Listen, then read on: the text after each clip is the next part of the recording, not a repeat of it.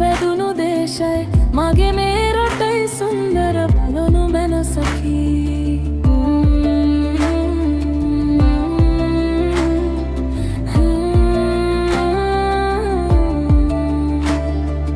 ජාතියේ උදාලෝකය මගේ හදවතයි දේශය සිංහලේ මගේ පින්බර පොළොවේ මම සිටින් ජාතියේ උදාලෝකය මගේ හදවතයි දේශය සිංහලේ මගේ පින්බර පොළොවේ මම සිටින් සිංහලේ මගේ පින්බර පොළොව මම සිටින්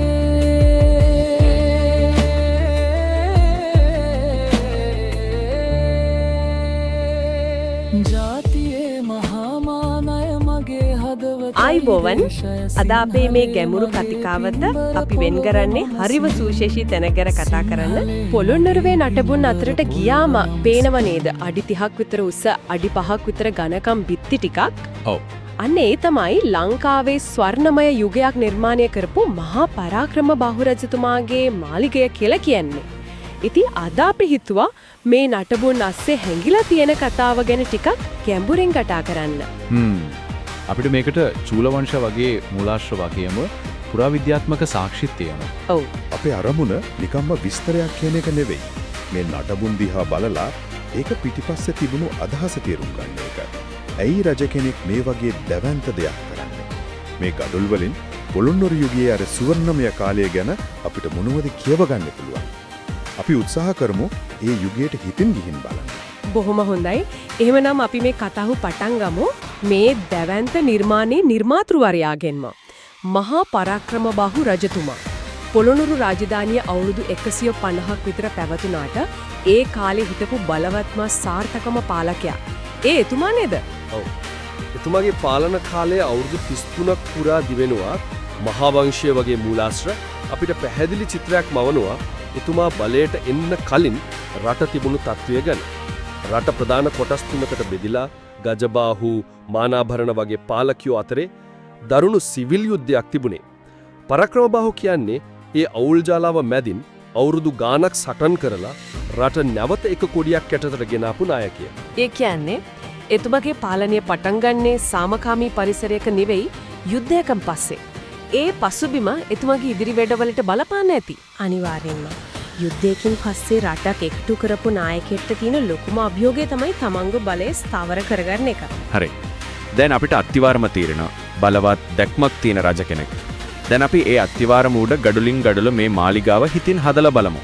මුලින්ම පටන් ගමු නමින්ම වෛජයන්ත ප්‍රාසාදය. මේක හරිම විශේෂ නමක් නේද? මේක නිකම්ම නමක් නෙවෙයි. මේක දේශපාලන ප්‍රකාශයක්. පුරාණ කතාවලට අනුව වෛජයන්ත කියන්නේ දෙවියන්ගේ රජු.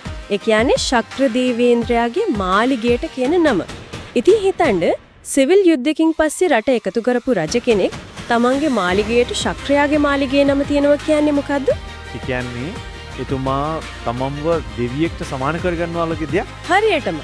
ඒකෙන් ව්‍යංගයෙන් කියවෙන්නේ මගේ පාලනයට අභියෝග කරන්න එපා. ඒක දේව කැමැත්ත කියන එක. ඒ කාලේ රජ කෙනෙක්ට තමන්ගේ බලය නීති අනුකූල කරගන්න තිබුණු හොඳම ක්‍රමයක් තමයි ඒක. ඒ නිසා ඒ නම අර දැවන්ත ගඩොල් ගොඩනැගිල්ලටත් වඩා බලවත් ආයුධයක් වෙන්න ඇති ඒක මනසට කරන බලපෑමක්. මට නම් හිතා ගන්නත් බෑ. අද නටබුන් දැක්කම මෙච්චර පුදුම හිතෙනවා නම් එදා මහල් හතම සම්පූර්ණව තිබිලා. ඈතින්නම් පේනකට මිනිසුන්ට මොනවා හිතෙන්නට මූලාශ්‍රවල කියවනව නේද මේක මහල් හතකින් යුක්ත වුණා කියලා. ඔව් ඒක තමයි මේකේ තියෙන විශ්මය. අද ඉතිරි වෙලා තියෙන්නේ මහල් 3ක කොටස් විතරයි. පුරාවිද්‍යාඥයන් අපිට පෙන්නනවා ඒක හදපු තාක්ෂණය කොයිතරම් දියුණුද කියලා. බිත්ති අඩි 5ක් විතර ඝනකම්. අඩි 5ක්. ඔව්. ඒ කියන්නේ අද සාමාන්‍ය ගේක බිත්තියක් වගේ 5 ගුණයක් විතර. ඒ තරම් ඝනකම් බිත්ති හැදුවේ උඩටට්ටු 7ේම බර දරා ගන්න. උඩමාලවල පොළවට යොදාගෙන තියෙන්නේ විශාල ලී බාල්ක. ඒ බාල්ක රඳවපු හතරැස් සිදුරු අදට තර ඝන බිත්තිවල පැහැදිලිව දකින්න පුළුවන්. හැබැයි ඉතින් ලී වලින් කරපු කොටස් ඔක්කොම කාලයත් එක්ක දිර්ලාගේ. දිරලා ගියාටත් වඩා මේක විනාශ වෙන්න ප්‍රධානම හේතුව විදිහට විශ්වාස කරන්නේ කාලිංගමාග ආක්‍රමණය.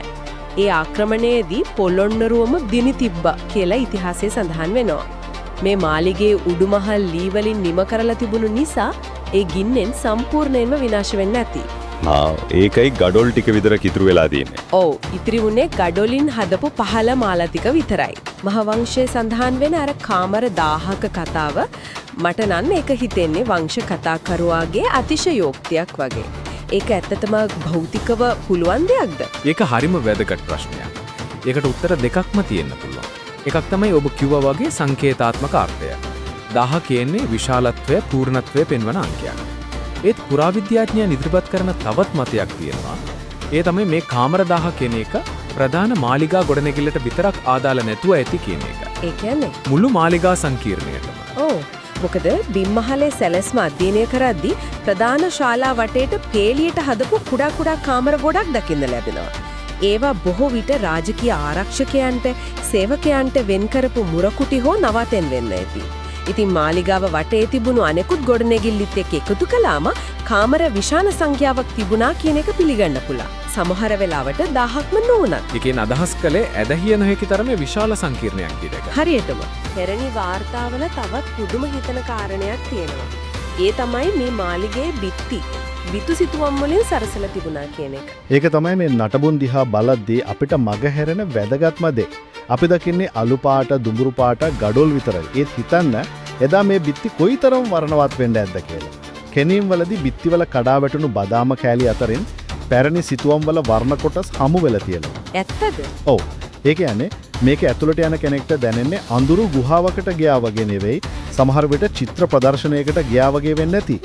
සමහර මූලාශ්‍රවල රණින් නිම කරපු කොටස් ගැනත් කියවුණත් ඒකට නම් තවම පැහැදිලි සාක්ෂි හම්බ වෙලා නැහැ. ඒත් බිතුසිතුවම් තිබුණා කියන එකෙන් මේකේ කලාත්මක වටිනාකම තේරුම් ගන්න පුළුවන්. ඉතින් අපි දැන් මාලිගාවේ ඇතුළට ගියා. ඒත් ඔබ කලින් කිව්වා වගේ මේක තනි ගොඩනැගිල්ලක් නෙවෙයි. මේක විශාල සංකීර්ණයක කොටසක්. ඒ සංකීර්ණයේ අනෙක් අංග මොනවාද? මම හිතන්නේ වැදගත් මේකක් තමයි රාජසභා ශාලාව. ඒ රාජ වෛශ්‍ය භුජංග මණ්ඩපය කියලා. ඒකත් පුදුම නිර්මාණයක්. ඒක හදලා තියෙන්නේ එකිනෙකට උඩින් තියපු ක්‍රමෙන් කුඩා වෙන ගල් වේදිකා 3ක් මත. ඒ වේදිකාවල කැටයම් නිකම්ම සැරසිලි නෙවෙයි. ඒ කියන්නේ කැටයම් වල විශේෂ අර්ථයක් තියෙනවා. ඔව්. ඒක බලය දූරාවලියක් වගේ. පළලම වේදිකාවේ වටේටම තියෙන්නේ ඇත්රූප පේලියක්. ඇතා කියන්නේ ශක්තිය සහ ස්ථාවරත්වය. ඊට උඩින් තියෙන දෙවනි වේදිකාවේ තියෙන්නේ සිංහ රූප. සිංහයා කියන්නේ රාජකීයත්වය, බලය. උඩින්ම තියෙන කුඩාම වේදිකාවේ තියෙන්නේ වාමන රූප. වාමන රූප සතුට, සෞභාග්‍ය වගේ දේවල් නිරූපණය කරනවා. හරි. ඒ කියන්නේ රජතුමා ඉඳගන්නේ මේ ස්තර තුනටම උඩින් ශක්තිය, රාජකීයත්වය සහ දේව ආශිර්වාදය.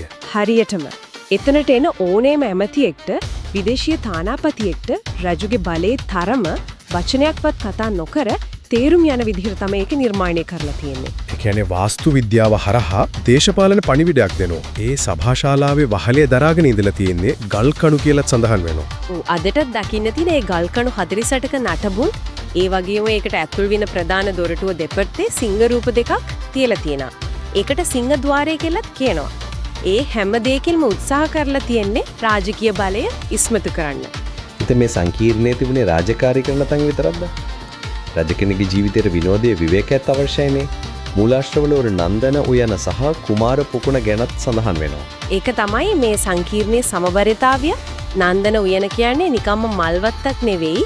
මහවංශී කියන විදිහට ඒකේ ජලයන්ත්‍ර මගින් ක්‍රියාත්මක වෙන දියමල් පවා තිබිලා තියෙනවා. 12 වෙනි සියවසේදී. ඔව් ඒ කියන්නේ ඒ කාලේ ඒ වගේ තාක්ෂණයක් පාවිච්චි කරලා තියෙනවා. කුමාර පොකුණ කියන්නේ රාජකීය පවුලේ අයට ස්නානය කරන්න වෙන් කරපු ඊටාම කලාත්මකව හදපු පොකුණක්. ගලෙන් නිම කරපු මකරත් කටවල් වලින් තමයි ඒකට ජලය සපයලා තියෙන්නේ. අවසාන වශයෙන් සිතා බලන්නට දෙයක් ඉතිරි වෙනවා.